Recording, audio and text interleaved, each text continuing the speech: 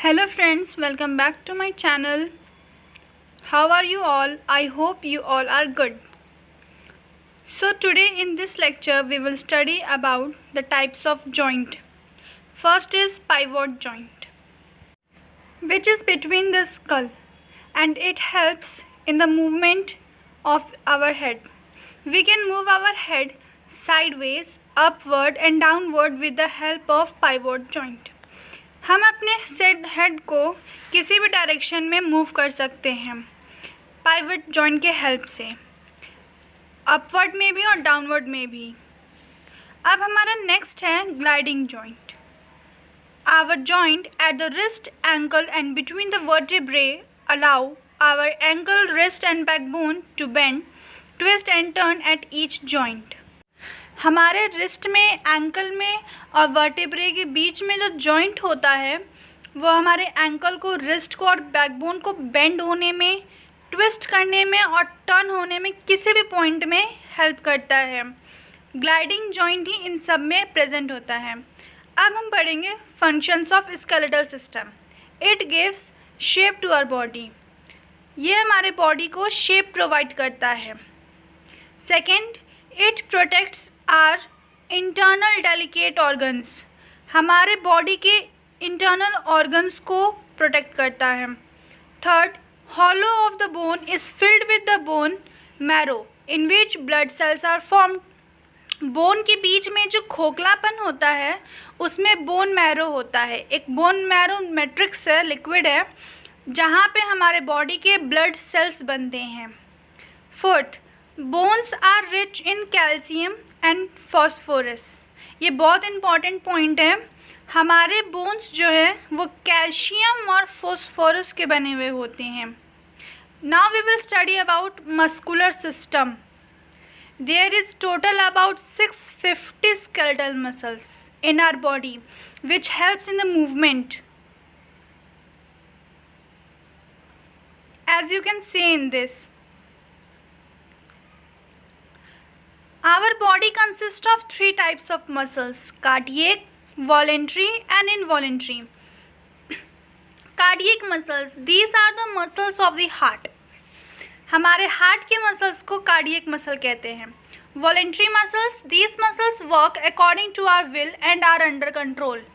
जो मसल्स हमारे विल के अकॉर्डिंग और हमारे कंट्रोल में वर्क करें उन्हें वॉलेंट्री मसल्स कहते हैं। एग्जाम्पल, हमारे पैर और हाथ के muscles. Involuntary muscles voluntary muscles के जस्ट अपोजिट होते हैं, जो हमारे विल के अकॉर्डिंग वर्क ना करें, और ये फूड पाइप और इंटेस्टाइन में प्रेजेंट होते हैं, जो कि हमारे मूवमेंट ऑफ ब्लड और इन द ब्लड वेसल्स में हेल्प करते हैं। जब हमारा ब्लड वेसल्स में जाता है उस मूवमेंट में हेल्प करते हैं। Now we will study about respiration. The inhalation of oxygen and exhalation of carbon dioxide out from the body is known as respiration. Respiratory organs of our body involve in the process of gases exchange. हमारे body में जो भी gases exchange होते हैं, oxygen का inhalation और carbon dioxide का exhalation, ये रेस्पिरेटरी ऑर्गन्स के थ्रू होता है।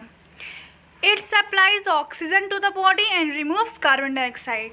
जैसा मैंने आपको बताया कि ये हमारे बॉडी में ऑक्सीजन सप्लाई करता है और कार्बन डाइऑक्साइड को हमारे बॉडी से रिमूव करता है। The air we breathe in goes from the nose to the windpipe और ट्रैकिया। जो एयर हम लोग ब्रीथ इन करते हैं वो हमारे नोज के थ्रू विंड पाइप में जाता है।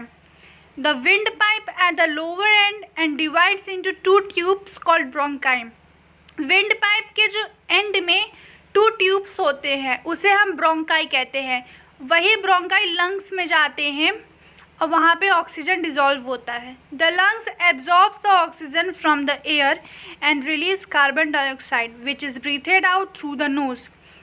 लंग्स जो होते हैं वो ऑक्सीजन को एयर से एब्जॉर्ब कर लेते हैं और उसमें से कार्बन डाइऑक्साइड को ब्रीथ आउट कर देते हैं नोज़ के थ्रू। नोज़ से हम ऑक्सीजन अंदर लेते हैं और कार्बन डाइऑक्साइड को बाहर निकालते हैं। The blood takes up the oxygen present in the air. अब जो ऑक्सीजन हमने लंग्स में लिया था उसे ब्लड अपने आप में डिज़ोल्व कर लेगा। The oxygen reaches various parts of the body with the help of haemoglobin.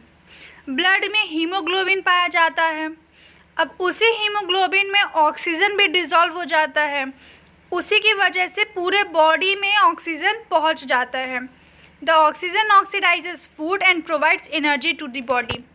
जो हम फूड लेते हैं, ऑक्सीजन उसे ऑक्सीडाइज करने में हेल्प करता है, डाइजेस्ट करने में, और जब डाइजेस्ट हो जाता है तो पूरी बॉडी में सप्लाई करता है, जिससे हमें एनर्जी मिलती है।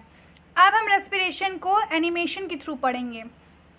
एयर पहले नॉस्ट्रिल से अंदर जाएगा नसल कैविटी के थ्रू, फिर फेरिंग्स में आएगा।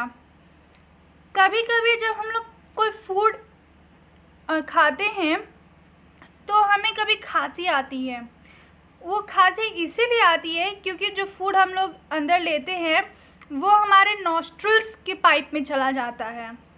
तो नॉस्ट्रिल्स के पाइप में ना जाए इसीलिए वहाँ पे फेरिंग्स रहता है, क्योंकि माउथ का पाइप और नॉस्ट्रिल के नेसल कैविटी जो है वो दोनों पाइप एक ही पॉइंट पे जाके जुड़ते हैं।